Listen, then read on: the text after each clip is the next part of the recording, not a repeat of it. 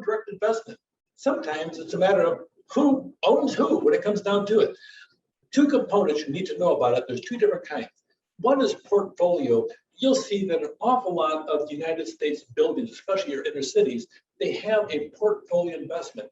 Large portions of New York City are owned by foreign companies when it comes down to it. They'll actually come in and buy an entire skyscraper, and boom, all of a sudden that skyscraper used to be an American national treasure, and now it's kind of an American national treasure owned by China or owned by France or owned by whatever. It's a portfolio investment. A company comes in, they buy stock in another company, and they become a major trading partner, and they sit on the board of directors as you go through. You go through and you have a bank.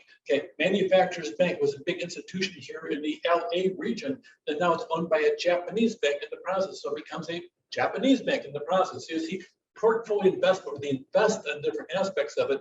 And then sometimes you have the direct investment where they buy the stock and they have significant management control, and they're running a company here in the US from another nation. But we also do the same thing in other countries as you go through. You'll see a lot of this happening between foreign investment.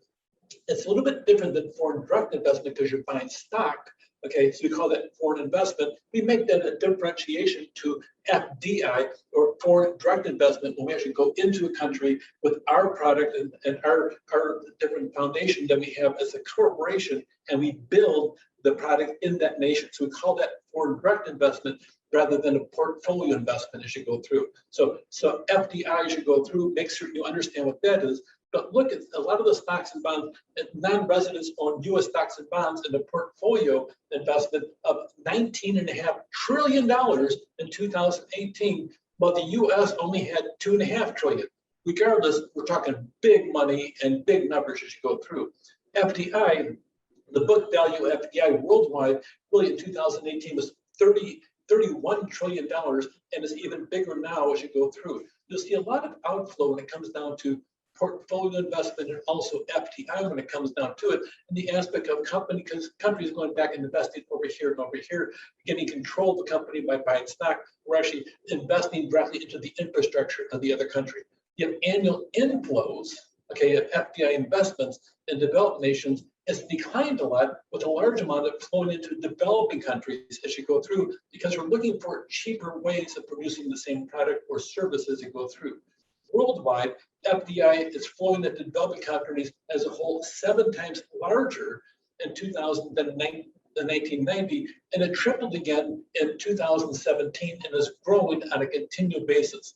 So we're seeing a lot of money, American and other large nations, flowing into less developed nations, getting control of the company or labor market, trying to get an absolute or comparative advantage and work for them as a company as you go through. So does trade lead FDI? Does exports lead FDI? Historically, FDI does follow foreign trade patterns. Sometimes countries go through and they object to it. Sometimes they'll go in. We'll have a couple of cases where you can see in Guinea, they sat down and the military took over the government, and all of a sudden they're nationalizing companies that sat down and spent billions of dollars in their country to modernize as go through.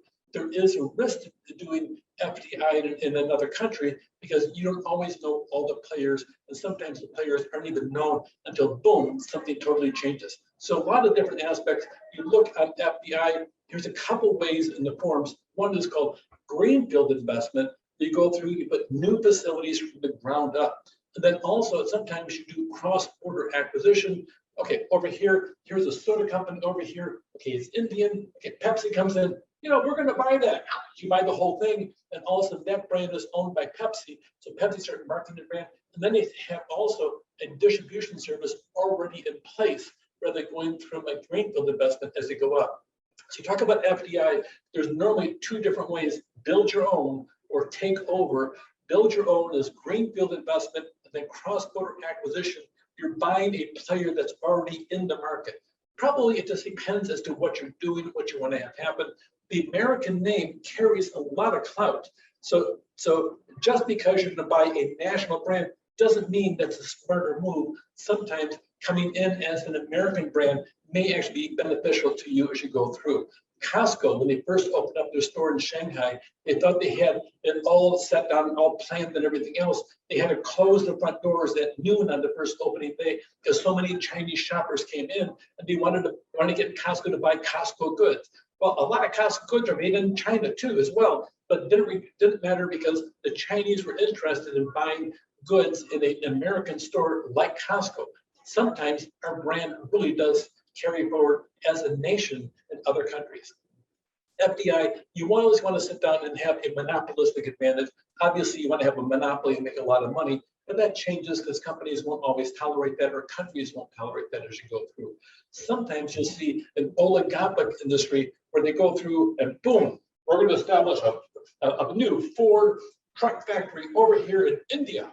Well, GM won't tolerate that. They're going to put one in too. And then somebody else comes along. So all of a sudden you have industries, they follow the leader across the whole planet by establishing different things as you go through and making different commitments, different promises as you go through, with one person maybe leading it as you go through. A lot of times you want to always look at different aspects. Sometimes you can improve your investment in another country, even though it's comparable to what you have in your current country, by you going into it just because conditions can be different in their market, their labor force, or actually their capital market, and may be really different in the process. And sometimes to invest successfully overseas, it's not only the ownership, sometimes it's the knowledge as to how the ownership runs the process as you go through. So the most widely accepted theory is really called the eclectic theory of international production. You really want to have three advantages. One is ownership, who runs the company, in other words, location specific. A lot of times people will be more drawn to the product if they go through and they have the whole location aspect of it, that they buy now they're owning stuff in our country. Toyota built a giant plant down in Dallas, Texas area. Well, is that now an American car, or is that still a Japanese car? Well, it's kind of both in the process. And then you also have the internationalization advantage as you go through. So when it comes down, we talk about foreign direct investment. Sometimes it's a matter of who owns who. Okay, foreign portfolio investment is about buying stock and getting ownership of the corporation through the process of actually being on the board and having a say in how the company is run. Foreign direct investment, you have two different kinds as you go through. One is you're building the facility. In other words, you're acquiring the facilities as you go through in the distribution points. And FDI normally follows foreign trade as you go through.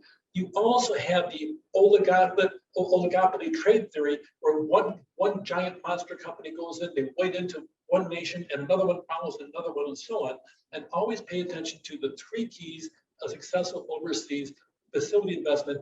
Ownership advantage. Sometimes you come in with your current principles, works really well. Sometimes the location where you adopt the advantage that's already there by hiring in some of the nationals to run the corporation there, and that way you're assured that their culture and their customs can really be successful, and also the internalization advantage as well, but your policies and procedures. Take care.